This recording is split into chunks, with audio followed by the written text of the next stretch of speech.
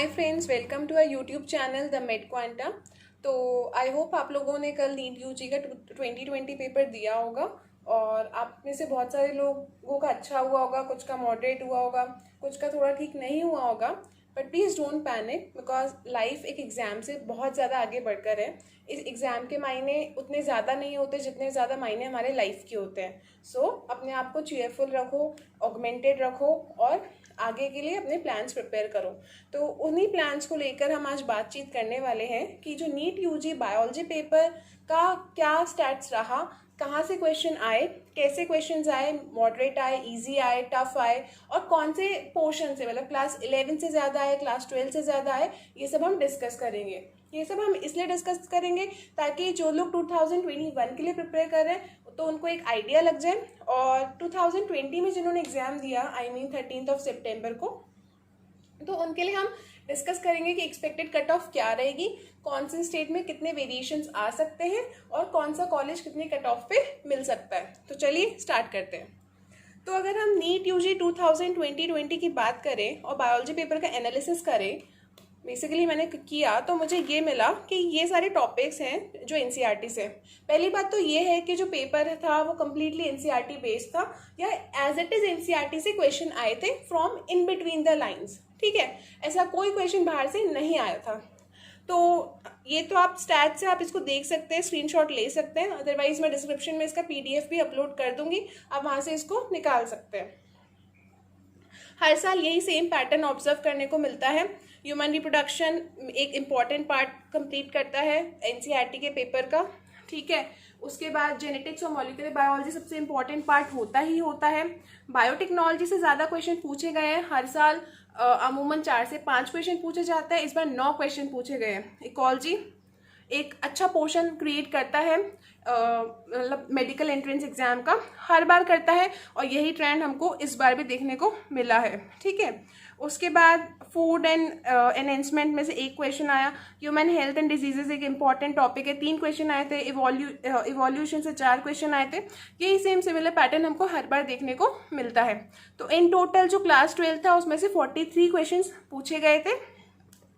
तो ये एक मोटा मोटा स्टैट्स है नीट यूजी 2020 बायोलॉजी पेपर के क्लास 12 के पोर्शन का।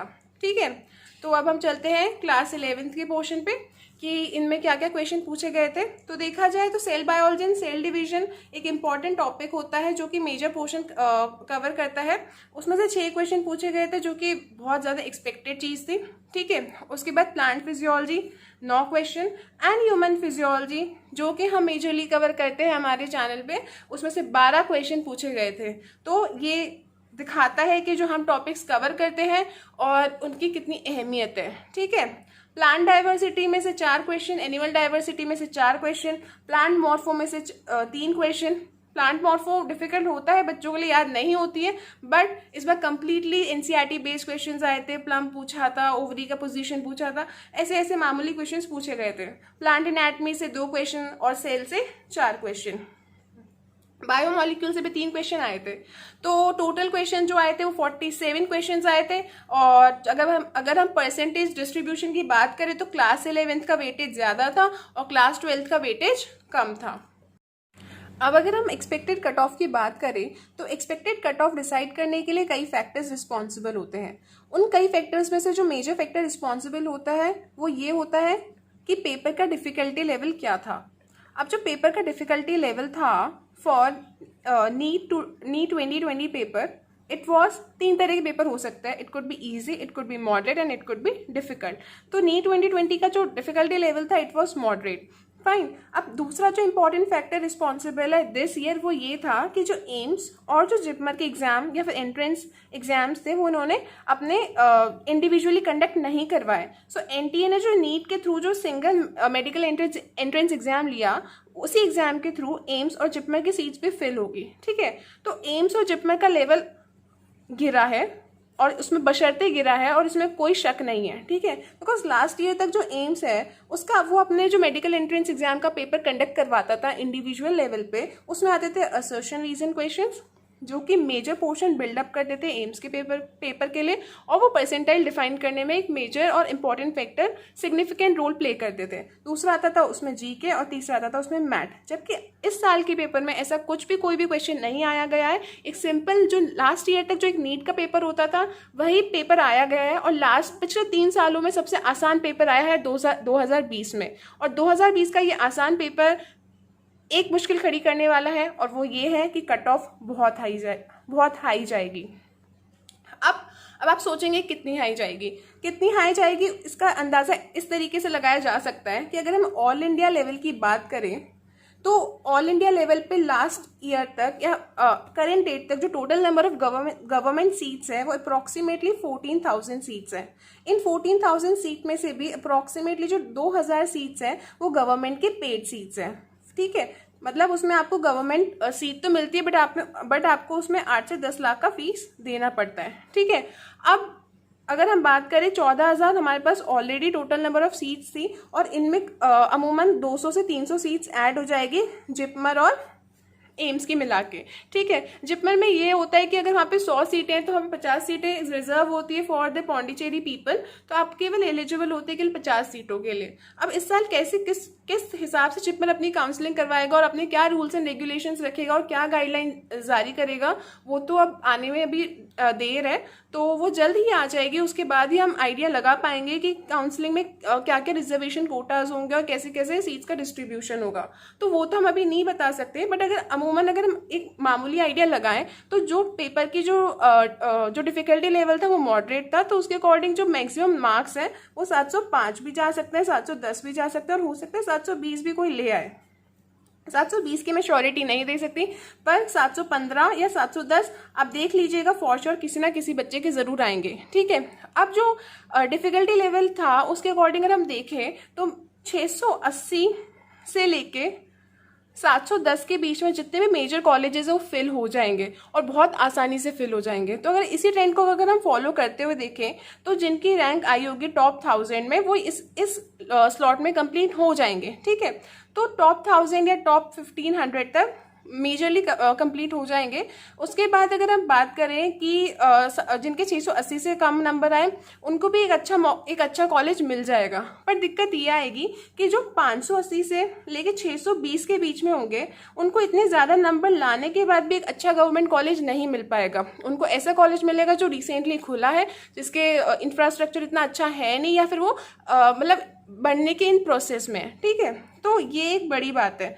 580 पिछली बार का स्टैट्स अगर आपसे डिस्कस करूं तो लास्ट ईयर ये ऑब्जर्व हुआ था कि जिस बंदे के 580 नंबर थे, मैं ये मेजर स्टेट्स की बात कर रही हूँ, मैं ऑल इंडिया कोटा की बात नहीं कर रही। जैसे स्टेट्स है राजस्थान, यूपी, महाराष्ट्र, ठीक है, इन स्टेट्स में क्या होती है कट ऑफ हमेशा हाई जाती है। ठीक है, तो इन स्टेट्स में जो 580 वाले बच्चे थे उनको गवर्नमेंट के पेड सीट्स मिली थी, उनको गवर्नमेंट सीट्स में फ्री कोटा नहीं मिला था, और जो गवर्नमेंट सीट्स मिली थी वो मिली थी 585 से। ठीक है, तो अगर लास्ट टाइम 585 से मिली थी तो इस बार 590 से कम में आपको गवर्नमेंट सीट मिलने के कोई चांसेस नहीं है। तो अगर आप 580 मार्क्स ला रहे हैं तो माना जा सकता है कि आप एक सेफ जोन में हैं, पर ये कोई श्योरिटी नहीं है कि आपको गवर्नमेंट की फ्री सीट मिले। आपको गवर्नमेंट की पेड सीट मिलने के पूरे आसार है, पर गवर्नमेंट की फ्री सीट मिलने के कोई आसार नहीं है। अगर हम बात करें ऑल इंडिया कोटा की कट ऑफ की तो वो यकीनन 620 तक जानी चाहिए। श्योरिटी नहीं दे सकती, ±10 हो सकता है, पर एक मोटा आइडिया है जो हमने लगाया है on the basis of difficulty level of paper, क्योंकि पेपर बहुत आसान था। अगर हम बात करें बायोलॉजी तो सीधा NCERT से आया था। केमिस्ट्री का पेपर भी मॉडरेट था, वो भी NCERT बेस्ड था। अगर हम फिजिक्स के पेपर की बात करें तो वो थोड़ा सा डिफिकल्टी लेवल उसका ठीक था। ठीक है, तो इन सब बातों को मद्देनजर रखते हुए हमने एक मोटा आइडिया लगाया है। जिनके मार्क्स 580 से लेके 650 के बीच में आए उनको एक अच्छा कॉलेज मिलने के पूरे आसार है, और जिनके 650 से लेके आगे तक आए उनको तो बहुत अच्छे कॉलेज मिलेंगे डेफिनेटली 100%। और जिनके 580 से कम आए, 550 और 580 के बीच वाले जो बच्चे हैं वो भी अपने होप्स लूज ना करें, उनको एक अच्छा कॉलेज मिलने के आसार हो सकते हैं either in second round, third round और इन मॉपअप राउंड्स। बट जो 550 से नीचे वाले बच्चे हैं वो अपनी स्ट्रैटेजी प्लान करना प्लीज़ स्टार्ट कर दीजिए, बिकॉज इट्स या तो आप प्राइवेट या डीम्ड यूनिवर्सिटी के लिए अगर अडॉप्ट करना चाहते हैं, ऑप्ट करना चाहते हैं, तो फिर that's okay with you. But अगर आप गवर्नमेंट का ही सपना लेके बैठे हैं then please start studying again if you want to pursue MBBS only. Otherwise ऐसा कुछ नहीं है, एक एग्जाम आपके लाइफ के मायने डिफाइन नहीं करता है।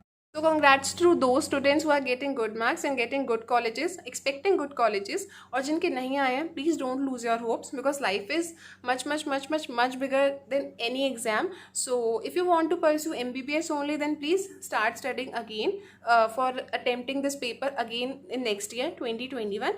और अगर आप लोगों के कोई different plans है तो बहुत सारे options होते हैं, आप कुछ और भी कर सकते हैं लाइफ में। ज़रूरी नहीं है कि हम मेडिको बने, क्योंकि बिकॉज बेसिक रिक्वायरमेंट जो लाइफ की होती है वो होती है टू फिल योर स्टमक और and to live a healthy and wealthy life, ठीक है। तो ऐसा ज़रूरी नहीं है कि तुम डॉक्टर बन के ही वो चीज़ कर सकते हो, हम अपने जो शौक है वो बाकी प्रोफेशन से भी पूरे कर सकते हैं।